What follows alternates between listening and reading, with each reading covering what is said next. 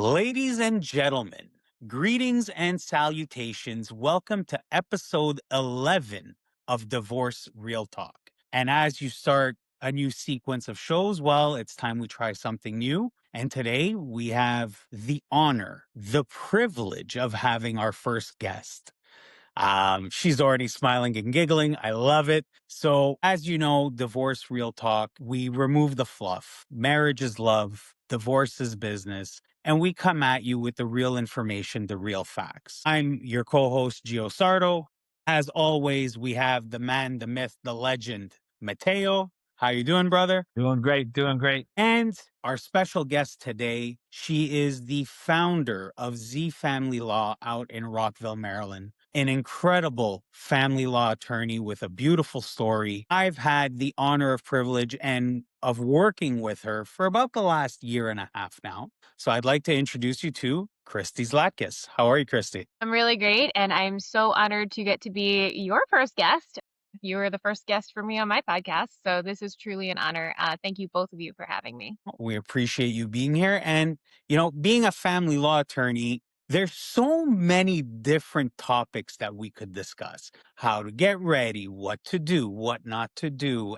But we want to draw in today on your experience of mistakes that your clients have made. We're going to limit it to 5 mistakes that you've seen your clients do that have a huge impact on the overall outcome of their divorce. And it's important that we talk about this because when we do our divorce coaching, when people take a look at the divorce playbook, it's all about preparation. It's all about putting the emotions aside so you stick to the facts and you know how to move forward. It's not always easy. So I think that if today, from a legal expert, we can share some of those mistakes, it'll just make people reflect a little bit more and understand the value of the planet. This makes a lot of sense. Perfect.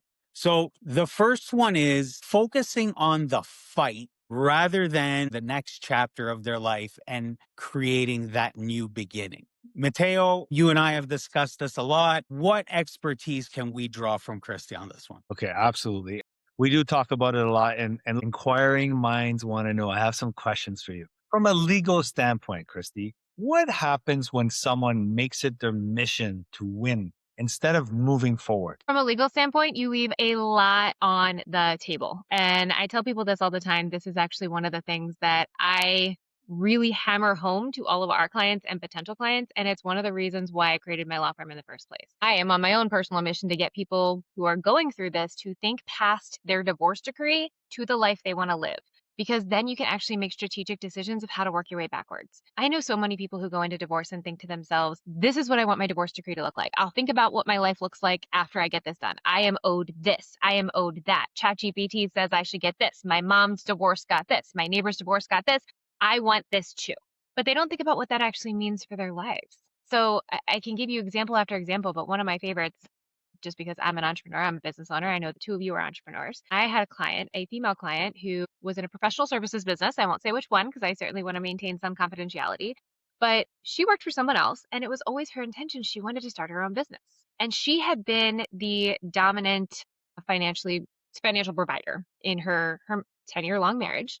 And chances were she was going to have to pay alimony, and that was going to be a big deal. But I knew that she wanted to start her business in 2 to 3 years. And so we could have sat there and worked on, well, let's try to shorten the length of alimony. Let's shorten the amount of alimony. But you all know when you start a business, what do you want to do? You want to reduce your monthly expenses. You want to get rid of the car payment. You want to have the cheapest rent or mortgage you possibly can. You want to, refinance, do anything you have to do so that your monthly nut is as low as possible, so you don't have that pressure on you as you're trying to start a business. And if she had her own monthly net plus alimony on top, it was going to make it a heck of a lot harder. So knowing that that was her goal, we were able to work our way backwards and figure out an alimony buyout, a larger sum of money that came out of other assets to pay them off. That freed her up to reduce her own expenses and to rent a room in a house and do all the stuff she needed to do so she could start her business that is now thriving. Oh, when I look at this from a strategy perspective, by focusing on what she wanted for her life instead of focusing on he doesn't deserve alimony, we should keep it as short as possible, blah, blah, blah, blah, blah, we actually got her much closer to her dream life. And I can, like I said, I can give you example after example, but it is good strategy to know that you want to go to California before you start driving. I think strategy is that key word. And when people go through their cases with ego, when they put ego in front of strategy, how can that cost them financially, emotionally, if they're just fighting to prove that point and they're from an ego side, not a strategy side? Because I keep hearing strategy and it's so important. Well, yes, but ego can be more than chest thumping, I want what's right. Let me give you another example, if I may. I had a client where she was living in the United States with her spouse, and her spouse cheated on her with her best friend. Can you imagine the devastation of your best friend and your spouse having an affair? And then her spouse wanted the home, the marital home, the one that she'd picked out, the one that she decorated, the one that she had her best friend in over and over again. And all she kept thinking to herself is, I don't want them living in my house. That's an ego thing, but also it's a very understandable one. It's really understandable. I wouldn't want that either. But I knew because I talked to her about her new beginning that she wanted to move to another country in a couple years anyway. And I pointed out to her, I said, look, we can fight for this house. I get it. I wouldn't want her in my house either. You did all this stuff, like the emotional pain of that is going to be so hard. What if we could get you more cash? What if this house was so important to them that they were willing to buy you out instead of for 50% of the value, 60 or even 70% of the value? And now we have more dollars to get you further. That's prioritizing strategy over ego. But again, it's not a chest thumping, I want to punish them, I want to blah, blah, blah. That takes a lot of swallowing to be able to do something like that. And to be able to focus on, again, that future plan instead of revenge, punishment, or even what some people term as humiliation. Because is it humiliating to walk away with 70% of your house? Depends on the strategy. And the one thing that I love, Christy, because, you know, it's a year and a half that I do case evaluations for Z Family Law as part of our collaboration together. And you always focus on where do you see yourself in your new beginning, in your new chapter. We want to know what's the vision 1 year, 3 years, 5 years later, because that's, a true divorce attorney who's going to accompany you on this journey. It's not just about getting you to the finish line of your divorce. It's to set you up for that next step. And that impacts strategy to no end. And that word strategy just keeps on coming back. We keep on hammering it in. It's such a vital piece. And I've heard you say, you know, whether you decide to work with Z Family Law or not, if a divorce attorney is not asking you what your plans are after divorce, you should run. Agree. Every day I agree with that. If they want to talk about what your divorce decree says, that's important. Don't get me wrong. But if they never ask that question, what happens next? How do you know what that divorce decree should even say? I love what you said, Christy and Gio, about looking at the future in NLP, neuro linguistic programming, which I'm certified in. That's something we call future pacing. And it's important to see where are you going next and have that kind of that strategy intermixed with that. Where are you going? Let's see in the future. What happens in the next year? What happens in the next 5 years? And that's something that most people, when they're going through something as hard as a divorce, can't see. They can't see what's next. And Christy, just asking that question and seeing where it goes is so important. So it's amazing. You're more than just an attorney at this point. I mean, you're really doing everything for them. So I like to that's joke that I'm putting the counselor back in counselor at law. exactly. Well, it's needed because it gives that true experience. It's that true accompaniment to that new chapter. And it's so important and it's so vital. We've talked a lot about, as entrepreneurs and what you want to do and about money. Money is obviously one of the biggest topics when it comes to divorce. But a lot of people like to get shady when it comes to money. So they figure, you know what, if I hide some money here and there, especially as they're planning to get divorced, people think that they can always get away with it. Is that truly the case, Christy? Heck no. One of my all-time favorite things to do when I have cases is to look through bank statements. You don't know what fun you're going to find in bank statements. Those little transfers, people see them. They see on your pay stubs that you have half your paycheck gone into one account and another one. It's like, what's that? You see transfer to or in and out of this account. What's that? You look at the credit card statements and you see a different account paid off a little bit on a credit card. What's that? You go through the Amazon. What was it? You can go through each purchase history and see what people do. It will bite you. It will bite you. And one of the things that I tell people all the time, at least in our jurisdictions, is one way to completely undo a divorce settlement or even a divorce decree is newly discovered information. So if it's later discovered that you had hidden money and it's a big pot around, you're exploding the whole darn thing. And if the attorneys are worth their salt, they are putting in there clauses that says, if this happens, here's what's going to happen. You're going to pay 70% of it plus attorney's fee, whatever it may be. Or he who breaches pays, and that's a breach. And it can be really a tough thing. So as tempting as it may be, the juice is almost never worth the squeeze. At the end of the day, when we're talking about new beginnings, you got to look at yourself in the mirror every single day. You got to get up and still have to be you, and you have to go to bed and still be you. And if that's how you're going to treat somebody that you once shared a life with and that you once made a commitment to, I don't think you're going to feel really good about yourself. I really don't. And how you move through your divorce and how you treat your soon to be ex-spouse, especially if you have kids, is a matter of integrity. Something so hard for people to have when they're going out of anger and distrust and just all that, all those different emotions that you're going through. What would you say out of all those bank statements and all these different shady things that you've seen people do? What's would you say is the biggest mistake that you see a lot of people make during this time? Specifically when it comes to hiding money or other things. Just financially, what do you see? It could be hiding money. What do you see most, or what's the most damaging thing that you see people do? Choosing to be ignorant about your finances. I talked about this the other day, that it's like stepping on the scale. Who here likes stepping on the scale? I don't. It's not fun to be confronted with the real number of what's going on. It's not fun to open up your credit card statements and see the balance. It's not always fun to look at your bank account and see it growing and think, I'm going to have to give half whatever it may be to a person.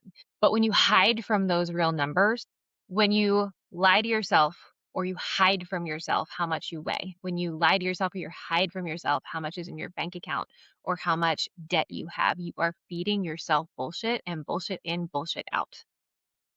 And that is one of the biggest mistakes I see people make. They tell me, they come to a consultation like, oh, I have about, $150,000 in retirement. I have some credit card debt, like maybe 8,000. And all of a sudden we're getting all the statements and that's not accurate. Now you just paid for legal strategy based on inaccurate information. Now you are hiding what your true ability to afford something else is, to refinance, to do other things. And I know it can be hard to take a look in the mirror, but I truly believe that your ability to grow, whether it's through a divorce, whether it's through, entrepreneurship or anything else, is based on how much reality and truth you can accept about yourself as quickly as possible so that you have the truth to make good decisions about. So, biggest mistake for finances, not confronting them and knowing the numbers hard.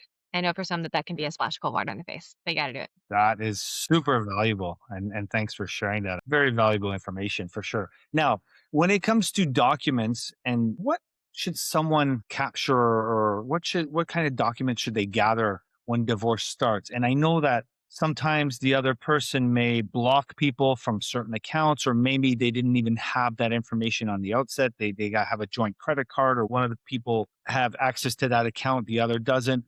What would you recommend that someone does? Because I know that just waiting to see what happens is not a good strategy. Sure.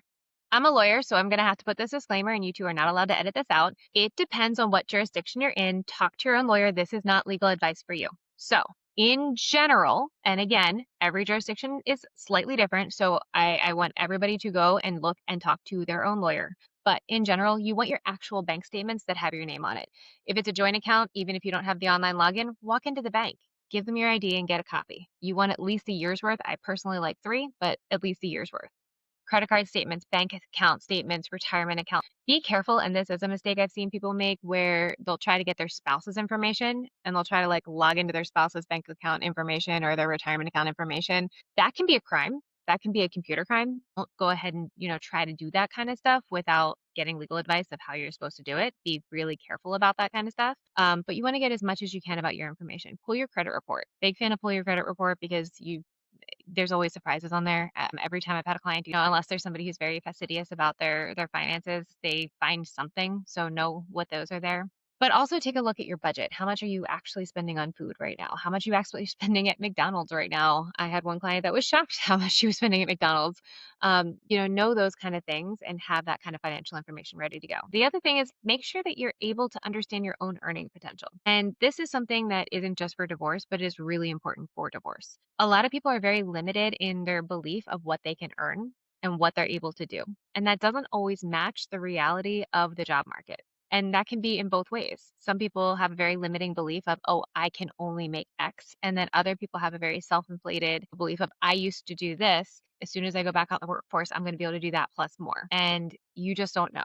And this is where talking to a career counselor, a vocational rehabilitation expert, somebody like that, that's going to give you a realistic view of what your earning potential is, how long it's going to take you to get there, and what certifications or updates you may need to your education to get there can also be key pieces of financial information. There's something that came to mind, and I'm not the smartest financial guy. I have an accountant. He manages that. He makes sure I'm never in trouble, and it's fine. I don't have those brains to hide money. The Cayman Islands and all this other thing, like these are things that are foreign to me. But what I have seen is people who think they're reinventing the wheel and they go, I make $100,000 more than her a year. So you know what? I'm gonna make this big decision. I'm not gonna talk to my lawyer. I'm gonna take another job with a lower salary. So I'll show her I'm not going to have to pay as much child support. I'm not going to have to pay as much alimony. You have the ones that are smart when it comes to hiding money. But then you have the ones who think they're smart and make these big moves because they think they know the law, but they do it without talking to their attorney. Christy, how often do you see people making monster decisions without the advice of their attorney? And how often do you see that, them shooting themselves in the foot because of it? It's hard to quantify, but quite a lot. And what you're referring to, where you take a job where you make less, that's called voluntary impoverishment. And that doesn't usually play well in courts. So you got to be really careful about that kind of stuff. Now, if you're taking a different job for, a variety of legitimate reasons, that's one thing. But if you're doing it to reduce your earning potential for purposes of child support, alimony, any kind of family expenses, the court can, and again, every jurisdiction that is different, all of those, little disclaimers out there, but a court can impute income at the level that you are making or at the level they believe that you can make. And the reason I say believe that you can make is because if you have someone who's been home and say, I can't earn anything, I haven't earned anything, I've been at home, the court can find an expert to say, okay, well, this person has this education, they've had this experience as a homemaker or whatever else they may have been doing. We opine that they can make this, and so we're going to impute this amount of income to them. And people are shocked that this can happen. But big financial decisions, another case that I know about, somebody emptied their retirement account and went and paid off money to their parents that they said that they owed before marriage or other things, except it was earned during the marriage. Like, people do stuff and they think that it's a smart thing to do, and it often isn't. It's often not wise. And when these things bite you in the butt, it usually, the cleanup is more expensive than what the original decision would be. Do you typically have these conversations with your clients and say, here's the do's, here's the don'ts, and this is what I recommend getting, outside counseling for certain things? Is this something that you typically go through with everyone? So yes and no. We certainly give the list of here's the things you want to do. And then we give the talk to me if you want to do something like different outside of this list. Giving a whole long list of don'ts that would meet every single case would be pretty hard. I always say every divorce is as unique as the two people in it. And so you have to really tailor the don't for each specific family, because a don't in one family may be a do in another. Like, giving you an example, relocation cases. Sometimes they're called move away cases. If somebody wants to move with their children, for example, to their family of origin, well, let's just say they want to move back to be closer to mom and dad, but the other parent is here and the other parent's established here in their career and things like that. That's probably going to be a don't do that. You could lose custody of your kids. I've watched that happen again and again and again. But now let's say they want to move closer to their parent because one of their parents is terminally ill and they want to be there for the last moments. Or they want to move closer to their parent because they themselves became ill and need help. Or, a number of different potential things could make that move a yes. And it's impossible to know if a long list of don't do these things when you don't know the details of the situation. So it's not a one size fits all. No, and that's why it's important to have lots of information like this podcast that, people can get the information, but I believe the information is power to go ask questions for your specific lawyer. Like, get the information and use it not to make decisions, not necessarily. Use it to ask questions so that you are as educated as you can be to be a good consumer of legal services. That's powerful. By the way, that will save you money too, which is important. And I'd like the people listening to this podcast, and I'm personally going to target specifically men, because what Mateo and I often see when it comes to divorce coaching is a lot of men, when it comes to child support, complaining about the amount, and they don't share any of the details. So when we look at things like, intentional impoverishment, earning potential. These are things that as you're going through your divorce process, it's incredibly important to know because it can have an impact on what the final numbers are. And it's not just, well, I think it should be this. It's not the way the law works. So it's absolutely important to, make sure that you have all the facts. And Christy, like you said, there's your podcast, there's mine, there's others available. We live in an age, and we're going to talk about it in a minute, but we live in an age where there's so much information available. If you go out and seek the right information, it can save you thousands, not just in legal fees, but in absolutely everything else. Agreed there. I had a interesting case, someone that I know who was a national manager earning a high six figures, $600,000 a year, and had some health issues, major stress. He was in his 50s and had to go down to a regional level, now earning, I think, 100,000 a year. Okay. Now, what he didn't do is get legal advice on what do we do now. He had all the medical documentation. He wasn't trying to lower his child support, but in fact, his child support was taking out monthly. And basically, his pay went down so much that at the end of his pay cycle, he owed extra on top. So he actually wasn't making any money from work. He used to make, say, $20,000 a month, $30,000 a month, now making, $8,000 a month. That was all going to child support and alimony. Plus, he had to add on top. And now he went to an attorney after the fact, like 2 years after the fact. So it's really important to, like you said, use those resources, speak to an attorney, find out this is what's happening. What can I do now? I want to change gears to the bitter stuff. We've gone into the money. We've gone into the big decisions where your focus is. I want to switch gears to the bitterness, the back and forth bitching. I've seen a lot of people hire an attorney to handle the legal stuff, have great meetings with their attorneys, have a solid strategy, then get out of the meeting and start the flamethrowing, the emails, the texts, the nonstop badgering of the ex, and the nonstop fighting. I always say the beautiful part of having an attorney is that it removes the need to talk to each other. You have your representative in front of you. You no longer have to discuss your strategy with your ex. So many people don't listen. Christy, what kind of impact have you seen from clients that will work with you, but then continue the war in text messages and emails afterwards? Well, one actual case, both parties were represented. They didn't like how much they were spending on attorney's fees. They decided, you know what, we're going to come up with our own agreement. We're going to sign it. Yay, they signed it. That agreement was bad. That agreement was very bad. Some of it literally couldn't be done. There was no severability clause in there, meaning that the pieces that can't be done, the rest still remain. And part of it was literally impossible to accomplish. To undo it, they each spent an additional $100,000 in attorney's fees, each of them. So we're going to sit down at the kitchen table and we're going to work this out and we're going to write it ourselves. Look at us. Wow. $100,000 each to fix it. Now, is that the average? No, but I promise you, like I said, the fix is usually almost 100% more expensive than doing it right the first time. So that is one real thing. Be really careful negotiating directly with your soon-to-be ex-spouse. Number one, don't take legal advice from your soon-to-be ex-spouse. They don't have your best interest at heart. I promise they don't. You wouldn't be getting divorced. Doesn't mean that there's necessarily animosity. Maybe they do still care about you, but we all have our own self-interests, right? When you got to be careful of that. So other things that I have seen that you really have to be careful of. You agree on something, you think it's amicable, and all of a sudden the other side goes, he or she threatened me. They threatened to do this. They threatened to take my kids away. They threatened to do this. If I didn't sign it, blah, blah, blah, blah. Okay. He or she promised that if I signed this, we would get back together. There's a case in Maryland right on that point. I love that case, but it's also a problem. They said if I signed it, we'd get back together.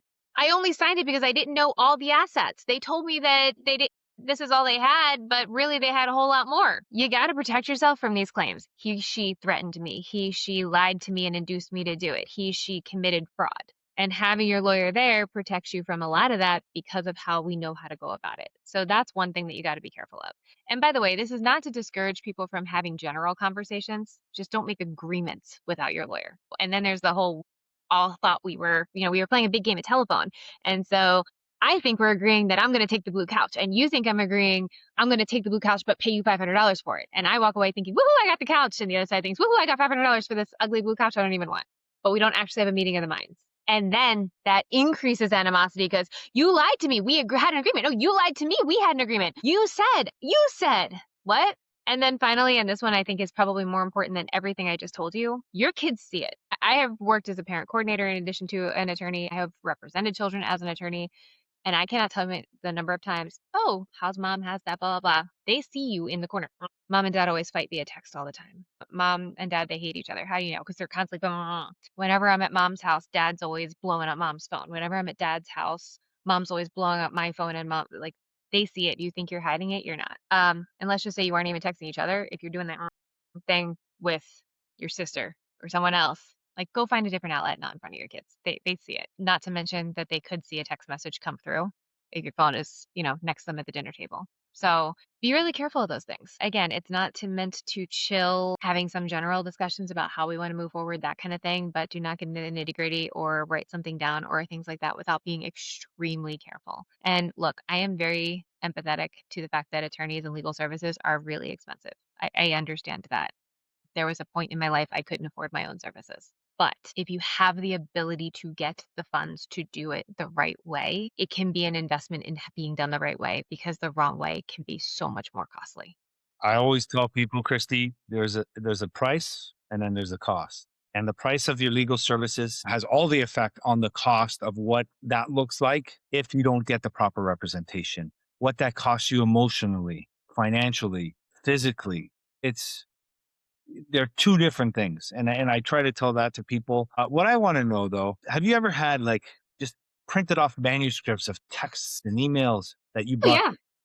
and you just put that file on the table and not say anything and just you watch the other side? No, I don't want to just put it on the table. I want to make them read their own text messages into the record on the stand. That's my favorite game. Isn't it true in November, blah, blah, blah, you called him a blah, blah, blah? No. Exhibit blah, blah, blah. Please read to me your text message. And you let them read it in their own words over and over and over and over again. And let me tell you, one of the best and worst things about court, best for me because it's a lot of fun. I love going to court and litigating. We settle most of our cases because it should be settled. But if you're going to make me go, I'm going to have a good time. And while I'm there, one of my favorite things to do is I say the court is not necessarily the truth. Court is the truth that you can prove in a really short amount of time. And so instead of looking at you as a whole person, as a whole family, as a whole everything, as maybe your spouse cheated on you, for example, and you are in a lot of emotional pain and you're lashing out via text, or you're worried about your child, so you're doing different things. The court's going to shine, if the attorney's doing their job, a light on your worst moments and your worst traits, not you as a whole person. Your attorney can do their best to rehabilitate that, but they're shining a light on your worst moments. We're not going to look at that huge stack of texts and see the 10,000 normal, what do you want for dinner? Our child has a doctor's appointment, blah, blah, blah, blah. They're not the ones we're highlighting for the court. We're highlighting that you're an SOB, you're a blah, blah, blah, blah, blah, you're a B word. Like, those are the ones that we're showing the court. Those are the ones that your kids feel. Those Oh, are yeah. the ones that when you're in the corner going like this, the one story I often share is my second divorce, where we did our best to hide the fighting. I still remember the day I told Antonio, yo, dude, we got to talk. And I'm like, the marriage is over. And he looked at me, he goes, I know. What do you mean? He goes, and this is where my son is eternally smarter than his father. He goes, that relationships have temperatures, and the temperature of your marriage dropped right around this date. And as I was looking back on it, it was the date where I had decided we were done. And the drag on, he goes, I never saw you guys fight. You guys were always cool. We still did activities. But it showed. So to those of you who think that your kids don't feel it, they do. Oh, they do. And this is also one of the reasons why I know it's going to sound awful at the moment, but staying together for the kids, that's why I say bullshit. Because exactly what Gio just said. You might be thinking to yourself, I'm just going to hold on until they graduate. I'm just going to hold on until they're in middle school. I'm just going to hold on, blah, blah, blah. But they sense it. They feel it. They know it's the change. They watch their friends' parents embrace each other and kiss and laugh and tickle and joke and all of that. And then they see their parents cold and sterile with each other. They know. They see separate bedrooms. They don't see the kiss on the cheek as you're leaving the house. They know. And you're lying to yourself if you think they don't. And separate from they know they also know that you believe that's the marriage you deserve, and therefore that's what they deserve. And you're teaching them that every single day. You're By teaching all them how means, to work with your act in a marriage if you can. relationship. You're teaching them how to act in a relationship, and you're teaching them what to accept. Yep. And by all means, work on your marriage. I am not one to tell people to go get divorced. I'm not like beating the drum and being like, yay, divorce for everybody. Like, that's not my thing. But if you're done and you're just, I'm hanging in there till this, that's toxic soup. That's not healthy. That's changing the pathways in the brains of your kids. That's changing your own. That's what I have an issue with. And there's so many people in unhappy, unhealthy relationships. It's unbelievable how much I hear about it with friends and oh, Friends and family, so if I don't know if I should get divorced, they should all know what's best for me, right? So I'm No, thinking of getting divorced. So my aunt's boyfriend's gardener's cousin had a divorce, and he paid all of this. So his divorce is going to kind of be like mine, right, Christy? no. We said this earlier. No divorce is the same as anyone else's. They're each as unique as the two people in it. I don't care if they have the house next door, they're the same exact ages as you and have the same jobs and the same number of kids. It is still different. It is different based on everybody's mental health, everybody's earning potential, everybody's, physical well-being. It is different based on how much is saved in a bank account. Every single little factor changes things. Your divorce is not like somebody else's, and pretending it is such is putting on those blinders and doing the same thing as I told you all not to do at the beginning of this podcast. Don't hide from your numbers. Don't hide from your own realities. The But more mama truth you said, accept about your situation, the better you'll be. but mama said I deserve this because mama says that I'm a great father, so I deserve full custody of the kids. Christy, are you going against mama too? One of the best things about your mama, if you have a mama like yours, is that she has your back 100% of the time, even when you're wrong. And the same thing with your best friend. I have a couple best friends that are the best in the world. And let me tell you, if I charged into battle, they wouldn't even know what the battle was. They're just like, we're going behind you. What are we fighting for? I don't care. We're going. And that's what makes them your best friends. But that means that they're not neutral. They're not going to be looking at this strategically. They're going to be your pumping up person. And that's great because you're going to need that. You're going to have that 2 a.m. moment where you're on the ground crying about your divorce and you're struggling emotionally and you need that and want that pumping up. But if you're looking at it for them for, should I get divorced? How I should strategize? Should I give this in discovery? What should I negotiate? No, they're not looking at this like a neutral in the same way you wouldn't have a doctor operating on their family member or a lawyer representing their family member. It's because you can't be objective. And I promise you, your mama cannot be objective. I promise you, your best friends that are following you into whatever battle you're going to start out is not being objective. They should not be where you get your advice. How Your often support. how often have you had clients tell you, get your strategy, Christy, but insert person X told me we should be doing this? All the time. And I handle that in a couple different ways. For one, with the client's permission and appropriate signed waivers or things like that, I might talk to person X and say, oh, you think this is a good strategy? Let me explain all the reasons it's not. And now that you've known that, now I've showed you all the reasons it's not, please be quiet and let me do my job and you do yours. And that has been effective sometimes. Another strategy for that is really, talking to my client about who should be giving legal advice, who should not, that piece and all of that, and explaining why the person's wrong. But one of the things I want to point out to you in those first two options, that costs my client money for me to have that conversation, to take the time to do that and do all those things. And also, they bring that person, their best friend, whoever it is, strategy to me, and now I'm spending time, which is my client's money, explaining to them why that's a bad strategy. So you're doing that, you're increasing your own legal fees. Please don't do that. But I'm if you to want, blame. I'm to blame. I'm to blame for raising my own legal fees? yes, I'm shocked and appalled. yes. curious, Christy, have you ever told one of your clients, look, I'm here to fight for you, not with you. So take my guidance. Like, this is what I recommend. I will tell you I don't. I've worked for and with lawyers that have done that, and there's nothing wrong with that. It's just not how I choose to advocate. I don't want good little soldiers going through their divorce and doing what I say. I want to be their partner as they step into their new beginning. So I do want the dialogue with them. And if how they dialogue, how they learn, how they grow is, going back and forth with me, great. I will meet them where they're at. So I'm not going to tell somebody like, shut up, sit down and do what I say. It's just not my style of advocating and lawyering. I would rather convince them of why my strategy makes the most sense, or sometimes say, hey, this is your strategy. Let me tell you all the holes in it, and then I'm going to let you do it because it's your life. So is it fair to say that divorce is already expensive, but bad advice makes it even more expensive? Yes. every day of the week and twice on Sunday. Yes. Is ChatGPT a good lawyer? Yeah. All right. So I have a love-hate relationship with ChatGPT and AI. First, I'm on ChatGPT every day. So when I say love-hate relationship, love the ChatGPT. I also don't understand why people have such a problem with AI in general, because it's a search engine. Like, it's like saying I have a problem with Google, or before Google was around, I had a problem with people going to the library and like pulling out books on divorce. You've got to be kidding me. People who are smart and who want to self-advocate want information. And so they're going to go find the information. And that's a good thing. We want people to be educated. Now, remember what I said about education. Educate yourself and then go ask an attorney what to do in your specific situation. Don't educate yourself and go, "Ooh, I know things. I got a law degree from Google. Let's go." Like, do that.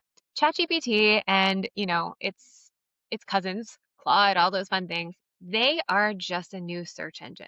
And like any search engine, they're only as good as the information you give it. But they also have a unique characteristic of being the coolest echo chamber ever. That's why when you use ChatGPT for things like social media, you can train it to sound like you. You also can train it to tell you what you want to hear. And you may not even mean to, but you can tell it what you want it to say. I recently met with a potential client, and I'm going to change some details again for confidentiality, but he had met with about 7 or 8 lawyers, and he kept telling me I haven't met one that was smart yet. And I said, "Well, who did you meet with?"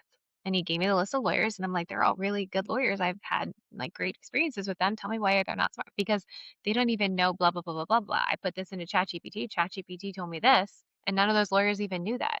And I'm like, that's because it's not true. And he didn't hire us. He went on, and I'm pretty sure he went on to attorney number 9, 10, whatever else, because I clearly am not as smart as ChatGPT either. But the reality is he was putting that same search in again and again, and it was feeding him back what he wanted to hear. And I'm really sorry, but it's not going to work out the way he thinks it is. And in this case, it was about a business and a business being divided.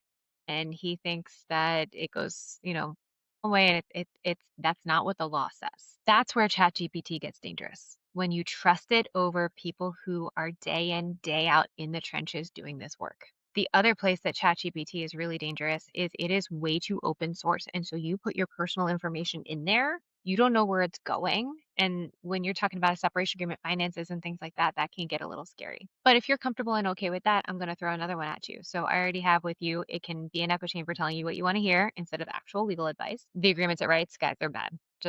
I haven't seen a good one yet. Maybe it'll get better, but right now they're pretty bad. You're putting the information in there. But here's the fun one. What if I, as your lawyer, subpoena all, or as your ex's lawyer, subpoena all your ChatGPT searches? Can they do that? Now I know what you're trying to do.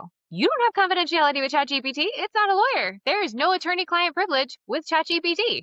What if I want all your searches? What if ChatGPT is like, nah, I'm not going to give you all the searches, or you obfuscate it by using a different name? Okay, bring your laptop and your phone to deposition. Okay, open your laptop. Okay, we should open ChatGPT.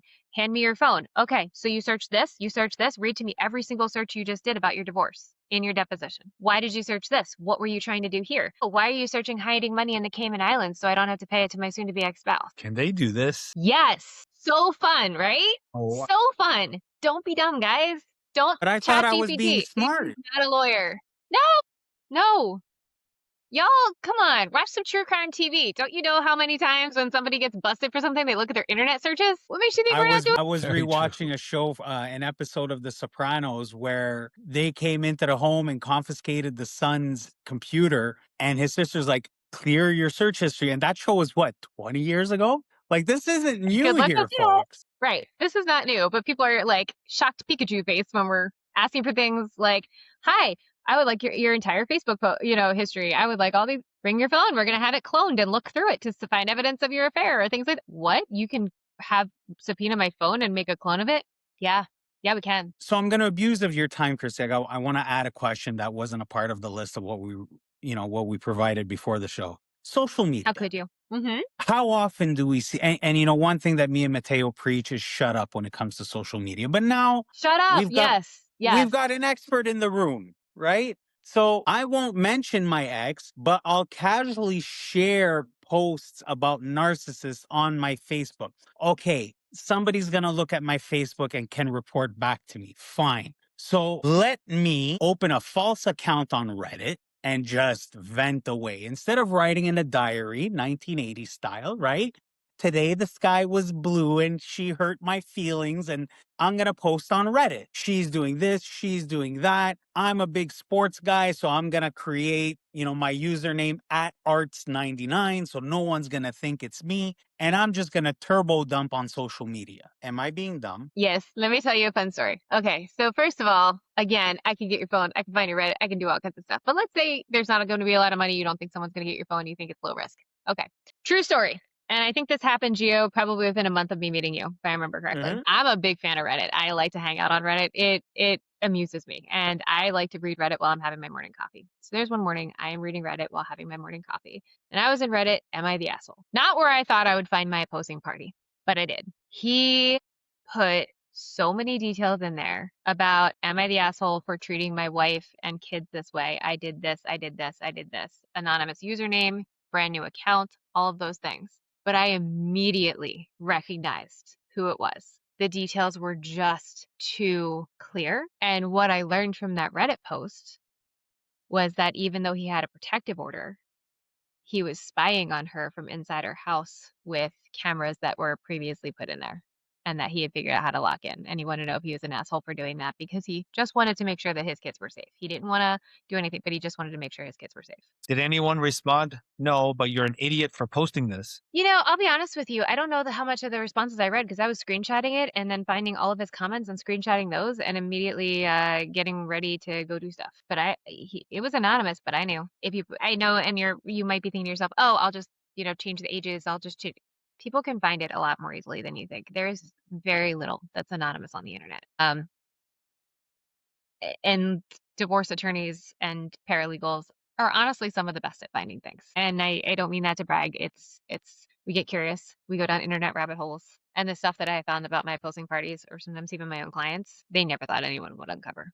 But there are breadcrumbs everywhere, all over the internet, and you have to be careful. One time I found somebody's Reddit one time. They posted something on Reddit anonymously, things like that. And I scrolled back probably 4 or 5 years of posts before I found out that from one of their posts on Reddit, that they had attended a concert on a specific date in a specific thing. And I was able to connect to their Reddit account, all the stuff that they'd written recently, because I was then able to go to their social media where they were there. And I knew that they were at the same concert, the same hotel, the same, all kinds of stuff. And that was just the first connection I found. And then I was able to find more and more and more. I scrolled back years to find that one admission that they were at one concert in one location in one specific. And I'm trying not to give too many details, but trust me, there was enough there that I was able to connect the two. And all I need is just a little bit before I can go digging even harder and ask questions in a deposition and all those fun things.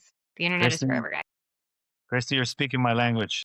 I came from the investigation world, and a lot of times, we were hired to do surveillance, but we always did social media scrapes first. And we almost had all the evidence we needed before even putting boots on the ground, like all the information. Doesn't take much. And Doesn't everyone thinks Reddit's the anonymous one. I'm like, oh, please.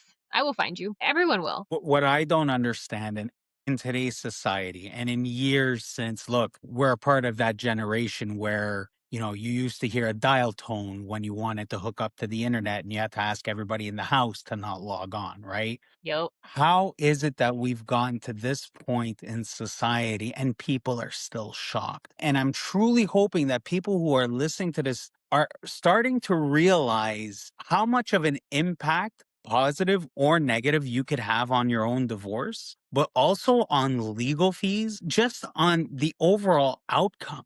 And it's just, if you go through our first 10 shows, when we talk about decide who you speak with, who's your circle of trust, don't post on social media, keep things to yourself, listen to the attorney. These are all things that are designed to save you money and save your mental health. And it's one thing when you have two bearded guys going back and forth on every single episode and talking about it because they're divorce coaches.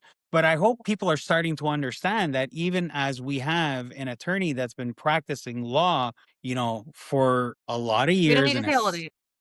No, absolutely not. For a lot of years and all the experience that she has, guys and girls, like this is your future we're talking about. How are we not being smarter about this? I don't know. I see Chat GPT coming in and I see like all these other things, and it's people still don't take that time to go seek the opinion of the experts. And we have all the different examples, right? You go see your butcher for a second opinion on knee surgery. Like the day that people learn, take your emotions out of it. Your attorney is not your therapist. Listen to your attorney because they actually have your best interest at heart. Now, You have to pick the right attorney, which is another thing that we work on with people. But the investment in a proper attorney can save you thousands, but thousands of dollars in your strategy. Gio, I don't want to even cut you off on this one, but I got to point out it's not even just about money. It can save you your access to your kids. I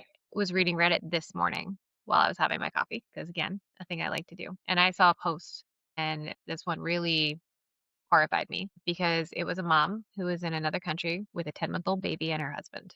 And she wasn't happy in that country. She wanted to go home. And in the comments, eventually she said, she's from a European country, and it came out like where she was and all of those different things. And in the comments, everyone was telling her, just go home, take the baby and go home. The baby is a citizen of your country. They're not going to deport one of its own citizens. Well, if he can't get back, it's not going to be that. And all I kept thinking about was, none of you know the Hague Convention. That's international parental kidnapping. Once I figured out what countries they were, that's international parental kidnapping. That could be jail time. That could be losing her child forever. And all these people on the internet, and I say could be, it could not be, but all these people on the internet were telling her, just go home. Your husband's a POS. He's a blah, blah, blah, blah, blah. Just what's he going to do? Stop you from getting on a plane with your 10-month-old? And once you're there, no judge is going to take a 10-month-old baby from its mother and send it to another country. I've watched that happen more than once. And you say that, Christy, and you know what? I've done hundreds of case evaluations for Z Family Law. I've been a part of dozens of attorney consultations, and I've heard you speak, and I've heard other attorneys speak, laws and rules and everything that gets put into place. And I still would never feel comfortable telling someone, oh, international custody, well, there's Hague involved and you can do this.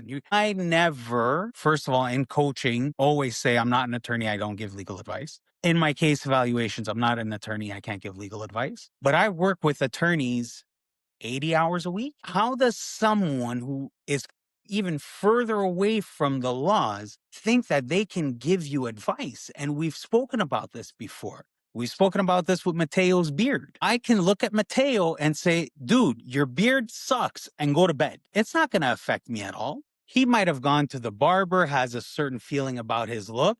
I may have destroyed his day. It doesn't affect me. And this is us, joking around about a beard. We're talking about legal advice from people you don't know. How is this being acceptable? And you have to be so careful, because I have a lot of respect for what you two gentlemen do. I mean, Mateo, I don't know you very well, but I've heard so many wonderful things. Gio, I've worked with you for a very, very long time. And you all know there's such a hard line for me of whether it's a divorce coach or a non-attorney mediator or other things, giving legal advice. Absolutely not. Besides the violating bar rules and all of those things, you got to know what playground you can play in, and even lawyers got to be really, really careful about giving legal advice in areas they're not comfortable with or familiar with, because that's somebody's kids, that's somebody's life or potential freedom, that's somebody's money, that's their future. That you give advice that sounds good to you, and that was the thing on Reddit that blew my mind. That advice, I'm sure people meant well. That poor woman was miserable in that other country. She wanted to be home. She needed help with her baby, who was very colicky. Like, I felt for her. I wanted her to be able to go home.